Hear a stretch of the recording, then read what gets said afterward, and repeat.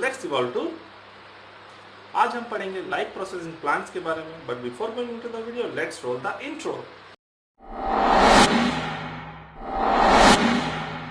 So before starting, I would like to say that please like, share and subscribe the channel and don't forget to comment in the video. So life process in plants में हमें basically ये 4 life process के बारे में पढ़ना है जो हम एनिमल्स के बारे में भी पढ़ चुके हैं, यानी कि nutrition, respiration, transportation and excretion. तो न्यूट्रिशन इन प्लांट्स को मैं स्टार्ट करूँ उससे पहले मैं आपको रिकमेंड करना चाहूँगा कि डिस्क्रिप्शन में मैंने लिंक दिया है इस क्लास 7 के चैप्टर का न्यूट्रिशन इन प्लांट्स के बारे में, जिसका बहुत सारा रिलेटेड टॉपिक्स क्लास 10th में भी है। तो इसको देखने से पहले आप वो चीज़ ज़रूर देखें, मैं लिंक डिस्क्रिप्शन में दे दूंगा, आप वो वीडियो ज़रूर देखिए, उसके बाद ये वीडियो देखिए। तो स्टार्ट करते हैं न्यूट्रिशन प्लांट्स के बारे में। तो अभी तक हमने न्यूट्रिशन इन एनिमल्स के बारे में देखा है, बेसिकली ह्यूमन बींग्स के बारे में, जो कि एक होलोजोइक न्यूट्रिशन है। और होलोजोइक न्यूट्रिशन क्या है? एक हेटेरोट्रॉपिक न्यूट्रिशन का पार्ट है। अब आता है हम जो पढ़ेंगे वो ऑटोट्रॉपिक न्यूट्रिशन के बारे में पढ़ेंगे। प्लांट्स क्या है? They are autotroph, means they are capable of making their own food and they make their own food by the process of photosynthesis. तो बेसिक्स के बारे में मैंने उस वीडियो में बता चुका कि बेसिकली 4 चीज़ों की ज़रूरत होती है फोटोसिंथेसिस में। सबसे पहले सनलाइट जो सन से मिलता है, ऑक्सीजन जो एटमॉस्फेयर से ऑक्सीजन कार्बन डाइऑक्साइड जो एटमॉस्फेयर से मिलता है by the opening of stomata, और वाटर जो है वो रूट्स के थ्रू प्लांट जो होता है वो एब्जॉर्ब करता है, एंड लास्टली क्लोरोफिल जो ग्रीन लीफ जो होता है वो ग्रीन इसलिए होता है क्योंकि उसमें एक पिगमेंट पाया जाता है। तो सबसे पहले हम जान लेते हैं कि पिगमेंट होता क्या है। So pigment are the chemicals that absorb light energy of specific wavelength. हर वेवलेंथ को वो एब्जॉर्ब नहीं कर सकता है, कोई स्पेसिफिक वेवलेंथ, लाइट का एक वेवलेंथ होता है, हर कलर के लाइट का, रेड का अलग वेवलेंथ है, आपको पता हुआ। रेनबो में आपने पढ़ा है कि रेनबो जब बनता है विद ग्योर बनता है, violet, indigo, blue, yellow, orange, red, और रेड का वेवलेंथ सबसे ज्यादा होता है, यानी वो सबसे दूर तक, ज्यादा दूर तक दिखाई देगा। तो हर कलर का अलग अलग वेवलेंथ। तो जैसा कि हमने देखा विबग्योर में अलग अलग कलर का अलग अलग वेवलेंथ होता है, उसी तरह अलग अलग वेवलेंथ के जो लाइट होते हैं उसको एब्जॉर्ब करता है कोई भी पिगमेंट। तो क्लोरोफिल एक ग्रीन कलर पिगमेंट है। Pigment are the chemicals that absorbs light energy of specific wavelength, means वो हर जो प्लांट का क्लोरोफिल है ना, वो हर लाइट एनर्जी को एब्जॉर्ब करके खाना नहीं बनाएगा। कोई स्पेसिफिक लेवल के वेवलेंथ है, वहां तक का वेवलेंथ अगर उसको मिलेगा, मीन्स अगर आप कमरे के अंदर भी उस वेवलेंथ का लाइट अगर आप क्रिएट कर सके तो प्लांट फोटोसिंथेसिस कर जाएगा। जरूरी नहीं कि सनलाइट में, सनलाइट में ऐसा कुछ नहीं है, लाइट एनर्जी का एक वेवलेंथ है, ठीक है। उस सनलाइट एनर्जी का वेवलेंथ तक का लाइट अगर आप रूम के अंदर, किसी क्लासरूम के अंदर, लेबोरेटरी के अंदर भी क्रिएट कर सके तो प्लांट फोटोसिंथेसिस कर जाएगा, ठीक है। तो सनलाइट हो गया, वाटर मिल गया उसको सॉइल से। अब हम देखते हैं कि प्रोसेस एक्चुअली है क्या। तो बेसिकली द प्रोसेस अगर हम देखें ऑटोट्रोपिक न्यूट्रिशन या फोटोसिंथेसिस का, तो it is divided into 3 basic part. Number 1 absorption of light by chlorophyll, क्योंकि क्लोरोफिल एक पिगमेंट है तो लाइट एनर्जी एब्जॉर्ब कर लेगा वो, ठीक है। सो ये ऑब्जर्प्शन होता क्यों है, ये ऑब्जर्प्शन आपको सेकंड पॉइंट में पता चलेगा इस ऑब्जर्प्शन का काम क्या है। तो absorption of light by chlorophyll. Second is splitting of water into hydrogen and oxygen. Second point में होता क्या है, वाटर जो रूट्स के थ्रू लीफ तक पहुंचता है, उस लाइट एनर्जी के एक्ट करने के कारण, आपने केमिस्ट्री में पढ़ा होगा कि फोटोलिसिस क्या होता है, जब भी कोई चीज टूटता है तो उसको हम डिकम्पोजिशन बोलते हैं। अब अगर इलेक्ट्रिक एनर्जी के हेल्प से कोई चीज टूटेगा तो इसको इलेक्ट्रोलिसिस बोलेंगे, कोई हीट एनर्जी के कारण टूटेगा तो उसको थर्मोलिसिस बोलेंगे, और लाइट एनर्जी के कारण कोई चीज टूटेगा तो उसको हम बोलेंगे फोटोलिसिस। तो होता क्या है, सनलाइट एनर्जी से जो पानी लीफ तक पहुंच चुका है, ठीक है, तो ये पानी पहुंचता कैसे, ये भी हम ट्रांसपोर्टेशन में देखेंगे। तो पानी जो लीफ तक पहुंच चुका है उसका फोटोलिसिस होगा, मींस लाइट एनर्जी के हेल्प से वो वाटर टूट जाएगा, और टूटेगा किसमें, हाइड्रोजन एंड ऑक्सीजन। तो पहला जो स्टेप है फोटोसिंथेसिस का, ये बहुत इंपॉर्टेंट है दोस्तों, 3 steps involves in photosynthesis. So the number 1 is absorption of light by chlorophyll, number 2 is photolysis of water और splitting of water into hydrogen and oxygen. And point number 3, ये point number 2 हुआ क्यों, hydrogen क्यों टूटा, तो point number जो 3 है वो है reduction of carbon dioxide into carbohydrates.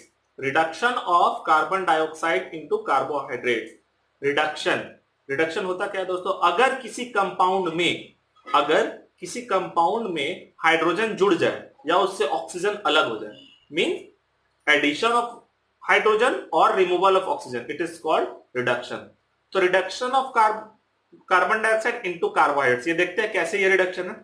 तो होता क्या है कि जब 6 molecule of carbon dioxide 6CO2, तो अगर आप देखेंगे तो हर कार्बन के साथ 2 ऑक्सीजन मॉलिक्यूल है, यहां पे हाइड्रोजन है ही नहीं कार्बन के साथ, बट जब this 6CO2 reacts with 6H2O, it will form C6H12O6। ये मैंने क्लास 7 के जो चैप्टर डाले उसमें भी ये रिएक्शन बताया है कि 6CO2 जब 6 मॉलिक्यूल कार्बन डाइऑक्साइड का 6 मॉलिक्यूल ऑफ वाटर से रिएक्ट करता है तो बन जाता है C6H12O6। अब अगर आप कार्बन डाइऑक्साइड में देखेंगे तो कार्बन के साथ सिर्फ ऑक्सीजन है, 2 ऑक्सीजन, हाइड्रोजन है नहीं। लेकिन जब यहां पे ग्लूकोज बन रहा है तो C6H12O6, ध्यान दीजिएगा C6H12O6। अब यहां पे कार्बन के साथ हाइड्रोजन आ गया, मींस आप कह सकते हैं कार्बन डाइऑक्साइड में हाइड्रोजन ऐड हो गया, so addition of hydrogen, this is called reduction. तो ये हाइड्रोजन आया कहां से, हाइड्रोजन ऐड कहां से, ये वहीं से आया जहां से वो वाटर में टूटा है। तो ये 6CO2 प्लस 6H2O, ये जो 6H2O का टूटना हो रहा है ये सेकंड स्टेप में हो चुका है। सेकंड स्टेप जो मैंने बताया फोटोलिसिस ऑफ वाटर, उसमें हुआ क्या है, ये 6H2O किस में टूट चुका है, हाइड्रोजन एंड ऑक्सीजन। और यही हाइड्रोजन जब CO2 के साथ जुड़ रहा है तो कंपाउंड बन जा रहा है C6H12O6। तो यहां पे क्या हो रहा है, रिडक्शन ऑफ कार्बन डाइऑक्साइड। क्या हो रहा है, reduction of carbon dioxide, means hydrogen is added to carbon dioxide, hydrogen is added to carbon dioxide. तो यहां पे हो रहा है रिडक्शन, और हम ऐसा कह सकते हैं कि reduction of carbon dioxide into carbohydrates. और कार्बोहाइड्रेट्स बन चुका, यही वो फूड मटेरियल है जो प्लांट को चाहिए, प्लांट उसको स्टोर करता है अलग अलग फॉर्म में, जिसको हम बोलते हैं स्टार्च। ठीक है, तो बेसिकली जो 3 स्टेप है फोटोसिंथेसिस का वो हम देख लेते हैं। पहला है absorption of light by chlorophyll. Light energy is absorbed by chlorophyll. Chlorophyll is a green color pigment, and pigment are the chemicals that absorb light energy of specific wavelength.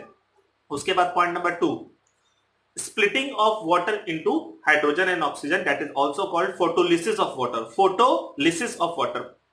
Point number 3, ये water टूटा क्यों है, क्योंकि इसमें से जो hydrogen निकलेगा वो CO2 को रिड्यूस करेगा, means reduction of carbon dioxide into carbohydrates, means 6CO2 plus 6H2O will form C6H12O6 plus 6 molecule of oxygen। और यहां पे हम कह सकते हैं कि मेन प्रोडक्ट है स्टार्च एंड बाय प्रोडक्ट यानी दूसरा प्रोडक्ट है ऑक्सीजन। पर ये ऑक्सीजन के साथ होता क्या है दोस्तों, ये हम देखते हैं अपने अगले टॉपिक में, जिसमें हम समझेंगे कि रेस्पिरेशन इन प्लांट्स और फोटोसिंथेसिस इन प्लांट्स कैसे एक दूसरे से इंटर रिलेटेड है। तो चलिए अब हम चलते हैं अपने अगले टॉपिक में, जो कि है dependence of respiration and photosynthesis.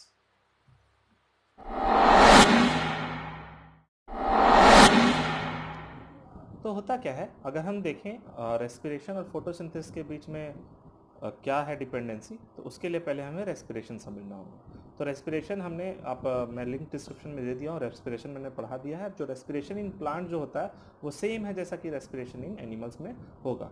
होता क्या है बेसिकली, ये जो ग्लूकोज जो हम डाइजेशन के बाद बनाते हैं, प्लांट जो है फोटोसिंथेसिस के बाद जो बनाता है, तो उसमें होता क्या है, रेस्पिरेशन का डेफिनेशन है oxidation of food to release energy. अभी तक मैंने आपको रिडक्शन बताया। ऑक्सीडेशन क्या होता है, रिडक्शन के ठीक उल्टा। रिडक्शन में क्या होता है, अगर किसी चीज में हाइड्रोजन जुड़ जाए तो उसको हम रिडक्शन बोलते हैं, या उससे ऑक्सीजन अलग हो जाए। एडिशन ऑफ हाइड्रोजन और removal of oxygen is called reduction, while addition of oxygen and removal of hydrogen is called oxidation. तो होता क्या है, फूड में ऑक्सीजन ऐड होता है। अब अगर आप देखेंगे C6H12O6, आपने देखा होगा ग्लूकोज से बनता है 3-पायरुविक एसिड, किसमें, साइटोप्लाज्म में। साइटोप्लाज्म तो प्लांट सेल में पाया जाता है और एनिमल सेल में पाया जाता है। तो होगा क्या, प्लांट सेल के साइटोप्लाज्म में this glucose formed by photosynthesis will be converted into pyruvic acid, and this pyruvic acid will be converted into carbon dioxide, hydrogen and energy in mitochondria. Process वही होगा, कार्बन डाइऑक्साइड, हाइड्रोजन एनर्जी। आप देखिए इस बार C6H12O6 से क्या हो गया, CO2 बन गया, मीन सारा हाइड्रोजन रिमूव हो गया। तो इसको हम क्या बोलेंगे, ऑक्सीडेशन। तो ऑक्सीडेशन ऑफ फूड होता है किसमें, रेस्पिरेशन। तो रेस्पिरेशन जो है ह्यूमन और प्लांट्स का सेम है। तो अगर आप गौर करेंगे तो आपने देखा होगा कि ऑक्सीजन रिलीज होता है किसमें, अगर आप फोटोसिंथेसिस का रिएक्शन आपको याद है तो 6CO2 प्लस 6H2O वो बनता है C6H12O6 plus 6 oxygen, 6 oxygen molecule बनता है। और अगर आप रेस्पिरेशन में देखेंगे तो रेस्पिरेशन में होता क्या है, फूड में ऑक्सीजन ऐड होता है, फूड में ऑक्सीजन ऐड होता है और निकलता है CO2। तो प्लांट जो है रेस्पिरेशन भी करता है, फोटोसिंथेसिस भी करना। अब ये समझिए, अगर प्लांट्स में फोटोसिंथेसिस का रेट होता है ना, कितना फोटोसिंथेसिस हो रहा है, और रेस्पिरेशन का रेट, दोनों के बीच में जो रिलेशन होता है उसी के अकॉर्डिंग प्लांट जो होता है वो काम करता है। हम देखते हैं कैसे। अगर फोटोसिंथेसिस का रेट ज़्यादा है और रेस्पिरेशन का रेट कम है, मीन्स प्लांट जो है वो खाना ज़्यादा बना रहा है एज कंपेयर कि जितना एनर्जी अपने लिए बना रहा है। तो जब फोटोसिंथेसिस का रेट ज़्यादा होगा तो आप सीधा अंदाजा लगा सकते हैं ये ऑक्सीजन जो रिलीज होगा फोटोसिंथेसिस के बाद वो ज़्यादा होगा, और इसी ऑक्सीजन को प्लांट रेस्पिरेशन में यूज करेगा। लेकिन क्योंकि रेस्पिरेशन का रेट कम है, हम ये पहला कंडीशन ले रहे हैं जब रेस्पिरेशन का रेट कम हो और फोटोसिंथेसिस ज़्यादा हो, तो लेकिन क्योंकि रेस्पिरेशन का रेट कम है तो ये जो ऑक्सीजन ज़्यादा निकल रहा है फोटोसिंथेसिस में वो यूज जब होगा रेस्पिरेशन में तो सारा ऑक्सीजन यूज नहीं होगा, कुछ ही ऑक्सीजन यूज हो पाएगा, और कुछ ऑक्सीजन के यूज होने के कारण जो बाकी ऑक्सीजन जो बचेगा प्लांट उसको रिलीज कर देगा, और वही हम बोलते हैं प्लांट्स गिव्स अस ऑक्सीजन। वो ऑक्सीजन वहीं से आता है फोटोसिंथेसिस से। ठीक है, फिर से सुनिए दोस्तों, अगर फोटोसिंथेसिस का रेट ज्यादा है और रेस्पिरेशन का रेट कम है तो फोटोसिंथेसिस का रिएक्शन में आपने देखा था कि 6 ऑक्सीजन मॉलिक्यूल निकलता है। अब बार बार फोटोसिंथेसिस का रेट ज्यादा हो रहा है तो हर बार ये 6 ऑक्सीजन मॉलिक्यूल निकलेगा, हर 6 कार्बन डाइऑक्साइड पे हर 6 ऑक्सीजन मॉलिक्यूल निकलेगा। और अगर रेस्पिरेशन का रेट कम है तो ये ऑक्सीजन जब यूज होगा रेस्पिरेशन में तो पूरा ऑक्सीजन यूज नहीं होगा, कम ही ऑक्सीजन जब यूज हो रहा है तो बाकी जो ऑक्सीजन बचेगा उसको प्लांट स्टोमाटा के थ्रू बाहर छोड़ देगा। ठीक है, तो ये पहला कंडीशन। दूसरा, जब दोनों का रेट बिल्कुल बराबर, उस केस में क्या होगा? तो जब दोनों का रेट बिल्कुल बराबर होता है तो हम ऐसा कह सकते हैं कि प्लांट जितना ऑक्सीजन रिलीज कर रहा है उतना यूज हो जा रहा है रेस्पिरेशन में। ठीक है, प्लांट जितना ऑक्सीजन रिलीज कर रहा है उतना यूज हो जा रहा है रेस्पिरेशन में, तो इस केस में प्लांट्स ऑक्सीजन रिलीज नहीं करेगा। और थर्ड केस हम बात करते हैं जब फोटोसिंथेसिस का रेट कम हो और रेस्पिरेशन ज्यादा हो। मींस आप ऐसा कह सकते हैं रात के टाइम जब लाइट नहीं हो तो फोटोसिंथेसिस नहीं होगा, तो उस केस में क्या होगा, रेस्पिरेशन तो हमेशा होता रहता है, प्लांट्स को एनर्जी का नीड्स तो हमेशा है, लाइफ जिंदा रहने के लिए, हर सेल को जिंदा रखने के लिए एनर्जी का डिमांड तो हमेशा है। तो उस केस में रात के टाइम में पेड़ करते क्या है, बेसिकली रात के टाइम में वो ऑक्सीजन ही लेते हैं, कार्बन डाइऑक्साइड नहीं, बाहर के एटमॉस्फेयर से वो ऑक्सीजन लेते हैं, और जो कार्बन डाइऑक्साइड उनके अंदर बनेगा रेस्पिरेशन में वो उसको रिलीज आउट करते हैं। इसलिए रात में घने पेड़ के नीचे नहीं सोना चाहिए, कार्बन डाइऑक्साइड का कंटेंट उस एटमॉस्फेयर में उस जगह पे सराउंडिंग में ज्यादा हो जाता है। फिर से बता रहा हूं दोस्तों, ध्यान से सुनिएगा, बहुत इंपॉर्टेंट है। पहला केस है अगर फोटोसिंथेसिस का रेट ज्यादा है एज कंपेयर टू रेस्पिरेशन, तो फोटोसिंथेसिस में जो ऑक्सीजन प्रोड्यूस हो रहा है वो ज्यादा होगा, तो कुछ ऑक्सीजन ही यूज हो पाएगा ऑक्सीडेशन ऑफ फूड यानी कि रेस्पिरेशन में, बाकी ऑक्सीजन प्लांट जो है वो रिलीज आउट कर देगा। जब दोनों का रेट बिल्कुल बराबर है तो जितना ऑक्सीजन इसमें से रिलीज होगा उतना ऑक्सीजन रेस्पिरेशन में यूज हो जाएगा, बिल्कुल बराबर, ना प्लांट ऑक्सीजन बाहर छोड़ेगा ना प्लांट ऑक्सीजन लेगा। थर्ड केस में जब फोटोसिंथेसिस का रेट कम है यानी कि रात के टाइम का आप बात कर सकते हैं, तो ऑक्सीजन का डिमांड ज्यादा है एज कंपेयर, जितना फोटोसिंथेसिस में ऑक्सीजन बन रहा है उससे ज्यादा रेस्पिरेशन में लग रहा होगा, तो इस केस में प्लांट जो है ऑक्सीजन एटमॉस्फेयर से लेता है। तो ये है डिपेंडेंसी रेस्पिरेशन और फोटोसिंथेसिस के बीच में। आई होप आपको समझ में आ गया होगा। और चलिए अब हम अपने अगले टॉपिक पे चलते हैं।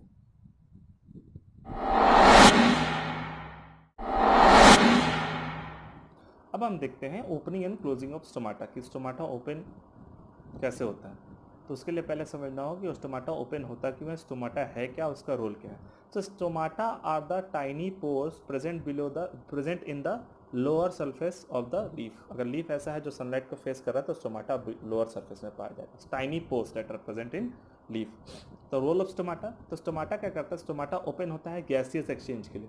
मीन्स जब उसको ऑक्सीजन की जरूरत, फॉर एग्जाम्पल कार्बन डाइऑक्साइड की जरूरत पड़ेगी या ऑक्सीजन को रिलीज करना होगा, तब stomata helps in transpiration, transpiration में भी हेल्प करता है। ट्रांसपिरेशन क्या है दोस्तों, the loss of water from the leaves of plant in the form of water vapour. The loss of water from the leaves of plant in the form of water vapour is called transpiration. पानी जो होता है leaf के अंदर से वो loss होता है ओपनिंग ऑफ स्टोमाटा से। तो ये ओपनिंग एंड क्लोजिंग होता है कैसे, तो अगर आप बुक में स्टोमाटा का डायग्राम देखेंगे तो वो जो घेरा हुआ है ना, वो बीन शेप्ड सेल से घिरा हुआ है, उसको हम बोलते हैं गार्ड सेल्स। अब उससे पहले हम आपको एक टर्म बताना चाहेंगे, दैट इज कॉल्ड टर्जिडिटी।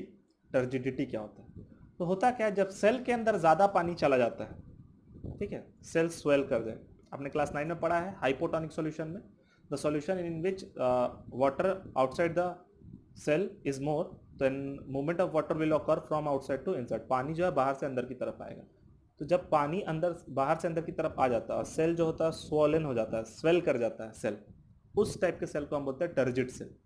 ठीक है, तो गार्ड सेल भी एक टाइप का सेल है। तो गार्ड सेल में जब टर्जिडिटी बढ़ जाता है, टर्जिडिटी मीन्स वाटर का जो होता है एंडोऑस्मोसिस, पानी जब अंदर चला जाता है, गार्ड सेल के अंदर, तो वो स्वोलन हो जाएगा। तो स्वोलन होने के कारण स्टोमाटा का जो पोर होता है वो ओपन हो जाता है। टर्जिडिटी डिपेंड कराता है, टर्जिडिटी जब ज्यादा होगा तो स्टोमाटा का माउथ जो होता है वो ओपन हो जाता है, और अंदर का जितना भी एक्स्ट्रा वाटर है वो ड्यू टू ट्रांसपिरेशन बाहर आ जाएगा, एक्स्ट्रा ऑक्सीजन है तो वो बाहर आ जाएगा, और कार्बन डाइऑक्साइड जो है वो अंदर चला जाएगा। एटमॉस्फेयर के बाहर से कार्बन डाइऑक्साइड स्टोमाटा के अंदर चला जाएगा। Opening and closing of stomata is guarded by guard cell and it is controlled by a process called turgidity. If the cell or guard cell become turgid, then the stomatal pore will open, allowing the extra oxygen and water to remove out and taking carbon dioxide from the atmosphere. ठीक है, तो stomata open होता है, उसके कारण क्या होता है, एक्स्ट्रा जो वाटर है और जो ऑक्सीजन है वो बाहर चला जाता है, और कार्बन डाइऑक्साइड बाहर से अंदर भी आ जाता है। तो कुछ इस तरह से opening and closing of stomata control होता है। तो यहाँ पे न्यूट्रिशन कंप्लीट होता है। तो मैं न्यूट्रिशन एक बार और ऊपर से ओवरव्यू बता दूँ। बेसिकली आपको 3 स्टेप्स ऑफ फोटोसिंथेसिस तो लर्न करना ही करना है, जिसमें सबसे पहले आएगा absorption of light by chlorophyll, point number 2 photolysis of water और splitting of water into hydrogen and oxygen, and point number 3 reduction of carbon dioxide into carbohydrates. Reaction भी आपको लर्न रखना है। 6CO2 plus 6H2O will form in presence of sunlight and chlorophyll. It will form C6H12O6 plus 6O2। ये C6H12O6 ये formula है glucose का। और उसके बाद हमने देखा फोटोसिंथेसिस और रेस्पिरेशन कैसे एक दूसरे पर डिपेंडेंट है प्लांट्स में, और लास्टली हमने देखा opening and closing of stomata. तो अब हम चलते हैं अपने अगले टॉपिक में, जो कि है transportation in plants.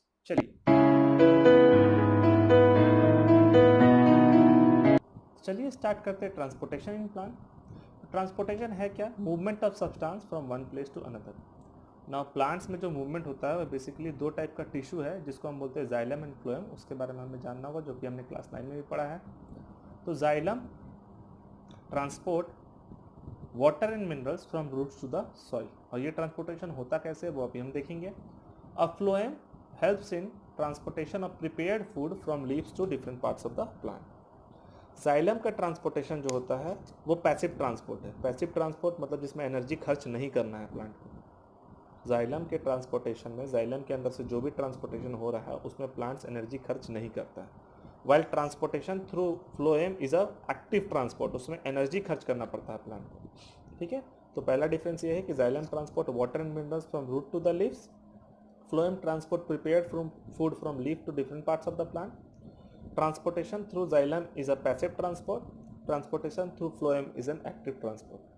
Third one, transportation through xylem is unidirectional, सिर्फ एक ही डायरेक्शन में ट्रांसपोर्ट हो पाता है, मीन्स हमेशा रूट से लीफ की तरफ, और उल्टा डायरेक्शन नहीं हुआ, रूट से लीफ की तरफ। ठीक है, while transportation through phloem is multi directional. ठीक है, बाकी आप इसके एलिमेंट्स के बारे में जानते हैं कि जाइलम में 4 एलिमेंट्स है, xylem parenchyma, xylem fibres, xylem vessels and xylem tracheids. अब फ्लोएम में भी 4 है, phloem parenchyma, phloem fibres, sieve tube elements and companion cells. इसमें से अभी 2 का काम है, जाइलम वेजल्स एंड ट्रैकियड्स, ये दोनों मिल करके वाटर एंड मिनरल्स ट्रांसपोर्ट करता है in an upward direction, and phloem में sieve tube elements and companion cells, ये दोनों मिलकर फूड ट्रांसपोर्ट करता है किसी भी डायरेक्शन में। तो पहले हम देख लेते हैं वाटर ट्रांसपोर्टेशन कैसे होता है, क्योंकि ज़्यादा इंपॉर्टेंट वो है। तो जो पेड़ बड़े होते हैं, जैसे पेड़ बहुत बड़े हैं 100-100 मीटर के, तो उसमें पानी को ऊपर ग्रेविटेशन के अगेंस्ट ले जाना इतना आसान नहीं है पेड़ को। ठीक है, तो होता क्या है, जाइलम जो पतला सा ट्यूब है एकदम बिल्कुल, जो लीफ के वेन्स तक पहुंचा होता है, रूट से लेकर लीफ के वेन्स तक। ठीक है, तो वाटर का एक लेयर बिछ चुका होता है लीफ से लेकर के रूट तक, वाटर का एक लेयर, मॉलिक्यूल, वाटर मॉलिक्यूल के ऊपर वाटर मॉलिक्यूल, फिर वाटर मॉलिक्यूल, करते करते करते वाटर मॉलिक्यूल का एक लेयर बना होता है पूरे लीफ तक। ठीक है, अब एक चीज बता दें, सेम मॉलिक्यूल्स के बीच में अट्रैक्शन होता है जिसको हम बोलते हैं कोहेशन। कोहेशन एक टाइप का फोर्स है, जब सेम मॉलिक्यूल्स के स्पीसीज के बीच में अट्रैक्शन होगा, तो उसको अगर आप देखना चाहें तो एक जगह मान लीजिए गड्ढे में पानी जमा है, उसको बस उंगली से खींच करके लाइए थोड़ा सा पानी को, आप देखिएगा साथ साथ पूरा पानी बहता हुआ इधर पहुंच चुका होगा। ठीक है, तो ऐसा जरूर है कि एक वाटर मॉलिक्यूल दूसरे वाटर मॉलिक्यूल को खींच रहा है एक साथ, मतलब उनके बीच में अट्रैक्शन है। तो attraction between molecules of same species is called cohesion.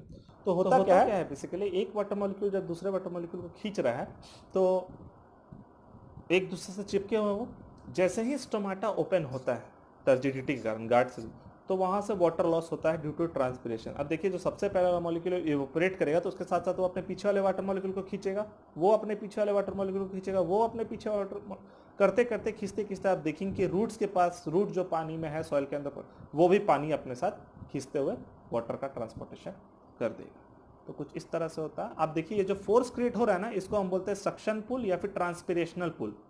Water is transported to the leaves of plant by suction, SUCTION, by suction pull और ट्रांसपिरेशनल पुल। ठीक है, ये एक थ्योरी है, इसको बोलते हैं ट्रांसपिरेशनल पुल थ्योरी। होता क्या है, वाटर का एक लेयर बिछ चुका होता है पूरे वेजल्स में, एंड जब स्टोमाटा ओपन होता है लीफ के पास तो वहां से वाटर जो होता है इवेपोरेट हो जाता है। जैसे ही वाटर इवेपोरेट होता है तो वो पहला जो वाटर मॉलिक्यूल इवेपोरेट हो रहा है वो अपने पीछे वाले वाटर मॉलिक्यूल को खींचेगा, वो अपने पीछे वाले वाटर मॉलिक्यूल को खींचेगा। तो ऐसा करते करते जो लास्ट में एकदम रूट के एंड में जो वाटर मॉलिक्यूल है वो जब ऊपर खिंचाएगा तो उससे जुड़ा हुआ जो सॉइल में पानी है वो भी प्लांट के अंदर आ जाता है। तो कुछ इस तरह से वाटर का ट्रांसपोर्टेशन होता है।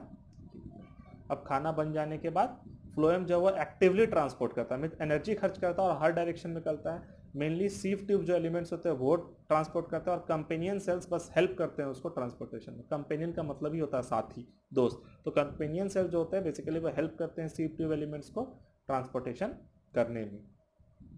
और इतना ही है ट्रांसपोर्टेशन में दोस्तों।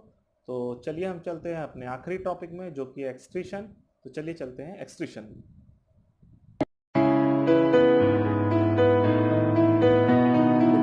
प्लांट्स, अगर हम एक्सक्रीशन की बात करें तो एक्सक्रीशन है क्या, रिमूवल ऑफ अनवांटेड सब्सटेंस। ध्यान रहे, इजेशन और एक्सक्रीशन में अंतर है। इजेशन में होता है removal of undigested food products, जो खाना नहीं पच पाता है उसको रिमूव करने को हम इजेशन बोलते हैं। और एक्सक्रीशन है क्या, the removal of unwanted substance. हमारे बॉडी के अंदर बहुत सारा सेल्स मर जाता है, बहुत सारा चीज जो अनवांटेड प्रोड्यूस होता है उसको रिमूव करना, उसको हम बोलते हैं एक्सक्रीशन। तो बेसिकली 4 तरीके से प्लांट्स में एक्सक्रीशन होता है। पहला, extra water is lost through respiration. Respiration के थ्रू जो एक्स्ट्रा वाटर है वो लॉस हो जाता है प्लांट्स। दूसरा, गम रेजिन्स लेटेक्स, जो हमारे बहुत यूज आता है। गम्स, रेजिन्स एंड लेटेक्स जो प्लांट के लीफ से, स्टेम से जो रिलीज होता है वो भी एक्सक्रीटरी प्रोडक्ट है प्लांट्स का, gum, resins and latex. Third, some substances are excreted by the roots of plants into the soil। soil के अंदर रूट से भी कुछ कुछ चीजें डायरेक्टली एक्सक्रीट कर दी जाती है प्लांट के द्वारा। And fourth one is most of the excretory product get accumulated in the leaf base। Leaf जो जुड़ा होता है ना जैसे ब्रांचेस पे, वहां पे जमा हो जाता है और लीफ के टूटने के साथ through wilting of leaves, leaves का टूट कर गिरना होता है wilting, through wilting of leaves the excretory products are remove from the plant. Leaf के टूटने के साथ आप ये समझिए कि प्लांट्स कुछ एक्सक्रीशन भी कर रहा है, लीफ के बेस में जाकर के excretory products जमा हो जाता है और लीफ टूट करके ऐसे गिर जाता है। तो बेसिकली ये 4 पॉइंट है, ये 4 प्रोसेस है, 4 मेथड के थ्रू प्लांट जो है वो अपना एक्सक्रीशन पूरा कर पाता है। पहला, extra water is lost by the process of transpiration. दूसरा, gum, resins, latex produced by various parts of the plants are also some excretory products. Third, some of the excretory products are excreted by the roots of the plants directly into the soil. And fourth, through wilting of leaves, means excretory products get accumulates in the base of the leaf and through wilting of leaves it get excreted। तो basically ये 4 point है। अब मैं clear कर दूं, actually यहाँ पे मैंने आपको 3 पढ़ाया है ज़्यादा डीप में, पर 4 ही लाइफ प्रोसेस आपको पहले चैप्टर में पढ़ना है। सबसे पहला है न्यूट्रिशन जिसमें आएगा फोटोसिंथेसिस, दूसरा है रेस्पिरेशन जो कि सेम है जो कि ह्यूमन में था, बस आपको पहला पार्ट पढ़ना है माइटोकॉन्ड्रिया वाला, बाकी ईस्ट और मसल सेल्स का नहीं पढ़ना है। तो प्लांट्स में बिल्कुल सेम होता है रेस्पिरेशन, ठीक है, क्योंकि प्लांट्स के सेल में साइटोप्लाज्म भी है तो ग्लाइकोलाइसिस भी हो जाएगा, ग्लूकोज पायरुविक एसिड में चेंज हो जाएगा, और प्लांट के सेल में माइटोकॉन्ड्रिया भी है तो पायरुविक जो चेंज हो जाएगा वो CO2 और H2 में चेंज हो जाएगा। और फिर रेस्पिरेशन और ये हो गया। थर्ड है ट्रांसपोर्टेशन जिसमें हमने देखा ट्रांसपिरेशनल पुल थ्योरी के बारे में, वाटर कैसे लॉस होता है वगैरह वगैरह।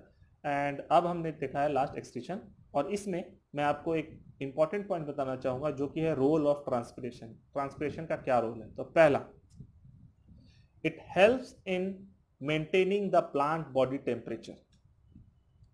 ट्रांसपिरेशन के थ्रू लीफ जो होता है वो कूल होता है due to evaporation of water, तो it helps in maintaining the plant body temperature. दूसरा, transpiration helps in excreting some waste materials that are mixed in water, पानी में जो वेस्ट मटेरियल मिला होता है प्लांट का उसको ट्रांसपिरेशन के थ्रू प्लांट जो है वो रिलीज आउट कर देता है। तो आप ये बोल सकते हैं ट्रांसपिरेशन के थ्रू एक्सक्रीशन भी करता है प्लांट।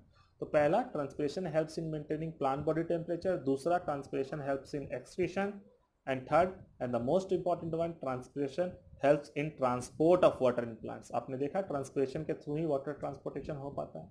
तो ये तीन बेसिक और बहुत इंपॉर्टेंट फंक्शन है ट्रांसपिरेशन का। सबसे पहला it helps in maintaining plant body temperature, दूसरा it helps in excretion, and तीसरा it helps in transportation of water in plants। तो बेसिकली यही 4 लाइफ प्रोसेस के बारे में हमें पढ़ना था प्लांट्स के बारे में। तो आज का ये वीडियो यहीं पे ख़त्म होता है, मिलते हैं नेक्स्ट वीडियो में। लाइक करें, सब्सक्राइब करें, कमेंट करना ना भूलें। कमेंट से हमें बहुत ही मोटिवेशन मिलता है, और आपको कोई भी डाउट हो तो आप कमेंट सेक्शन में बता सकते हैं, हम आगे उसी टॉपिक पे वीडियोस लाने की कोशिश करेंगे।